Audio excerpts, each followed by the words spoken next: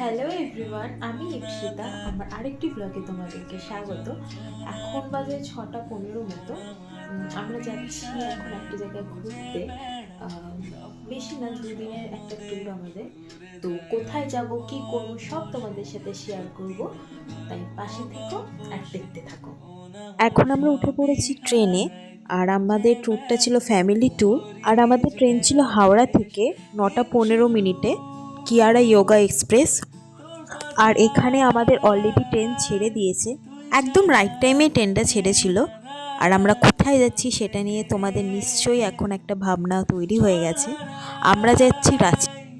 এই যে আমরা সকালবেলায় রাঁচি স্টেশনে নেমেও পড়েছি। ট্রেনটা মোটামুটি 1.5 ঘন্টা মতো লেট করেছিল। আমরা প্রায় নেমেছিলাম 7টা 15 নাগাদ। আর এখানে সবাই গেছিল হোটেল খুঁজতে, আর আমাদের দুজনকে বসিয়ে লাগেজ পাহারা দেওয়ার জন্য। এটা হচ্ছে আজকে আমার রাঁচি ডে 1 এর ফাইনাল লুক। তোমরা জানিও কেমন লাগছে আমার। আজকে আমরা যেখানে যেখানে ঘুরবো সবটা তোমাদের সাথে শেয়ার করবো। এই ব্লগটা শেষ পর্যন্ত দেখতে থাকো আর পাশে থাকো। আর এখানে আমরা সাইট সিনে যাওয়ার জন্য একটা গাড়ি বুকও করে নিয়েছিলাম। আমাদের হোটেলে চেক ইন করার টাইম ছিল 10:30টার সময়। আর যেহেতু আমরা এখন অনেক সকালে পৌঁছে গেছিলাম, সেহেতু আমরা হোটেলে ঢুকতেও পারছিলাম না। তাই কোনো রকম আমরা এদিক ওদিক ঘুরে যখন চেক ইন করলাম, তারপর রেডি হয়ে আমাদের বেরোতে বেরোতে প্রায় 12টা হয়ে গেছিলো। তারপর আমরা কিছু না খাওয়াই ছিলাম। তাই সবাই মিলে ডিসাইড করলাম একবারে ব্রেকফাস্ট আর লাঞ্চ একসাথেই সারবো। তাই আমরা এখন চলে এসেছিলাম লাঞ্চ করতে।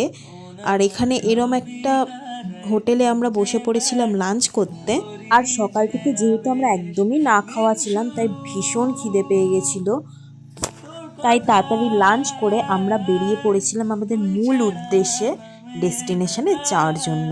আমাদের ওখানে বেরোতে বেরোতে প্রায় 2টো বেজে গেছিলো। চলে এসেছি আমরা ফার্স্ট ডেস্টিনেশনে। প্রথম ডেস্টিনেশন হচ্ছে আমাদের দশম ফলস। চলো দেখাবো। আর এই যে দশম ফলসে যাওয়ার সময় প্রায় আমরা 300টা সিঁড়ি ভেঙে গিয়েছিলাম। নামার সময় তো নেমে পড়েছিলাম, ওঠার সময় তো জাস্ট হাল খারাপ হয়ে গেছিলো। প্রায় 150 সিঁড়ি পেরিয়ে এরম একটা ভিউ আছে, যেখানে দাঁড়িয়ে তোমরা সেলফি, ফটো, ভিডিও করতে পারো। ভীষণ সুন্দর লাগছিল এখান থেকে ভিউটা দেখতে। তারপর নিচে গিয়ে এরম একটা ভিউ ছিল, চারিদিকটা ছোট ছোট ওয়াটারফলস ছিল। আর একটা বড় ওয়াটারফলস ছিল, মানে দশম ফলসের যেটা মেন। আর এই যে এই ওয়াটারফলসটার কথাই তোমাদেরকে বলছিলাম, এত সুন্দর লাগছিল। বাট এখানে আসতে গিয়ে আমি কতবার যে আছাড় খেয়েছি, তবু নিচে তো আমায় নামতেই হবে, কারণ এই ভিউটা কোনো মতেই মিস করা যাবে না। এরপর আমরা নেক্সট ডেস্টিনেশনে যাওয়ার জন্য রওনা হয়ে গেছিলাম। এরপরে আমরা সেরকম কোথাও যেতে পারিনি, কারণ হচ্ছে আমাদের টাইম অলরেডি হয়ে গেছিলো, কারণ সন্ধে হওয়ার পর আর কোথাও ঘোরা অ্যালাউ ছিল না। এরপর আমরা গেছিলাম জোনা ফলস। আগেরবারে দশম ফলসে আমরা 300টা মতো সিঁড়ি ভেঙেছিলাম।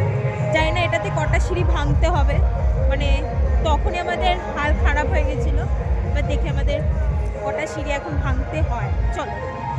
ভেবেছিলাম এখানেও সিঁড়ি হবে, বাট না, বেঁচে গেছি। এখানে কোনো সিঁড়ি নেই, পুরোটা একটা সোজা রাস্তার ওপর ছিল। আর যেতে যেতে এরম শালবনগুলো পড়ছিল চোখে। আর এই যে এটা হলো জোনা ফলস।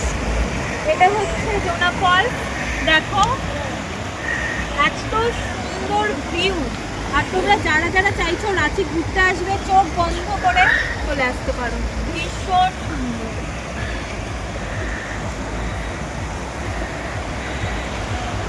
জোনা ফলস আমরা যখন দেখে উঠছিলাম তখন প্রায় 5:30টা বেজে গেছিলো। আর যেহেতু আমি অলরেডি 4-5বার আছাড় খেয়ে গেছিলাম, তাই আমি আর কোনো রকমের রিস্ক নিইনি, হাত ধরে ধরে উঠছিলাম সবার। এরপর দশম ফলস থেকে জোনা ফলসের ডিস্টেন্স প্রায় 50 থেকে 60 কিলোমিটার ছিল।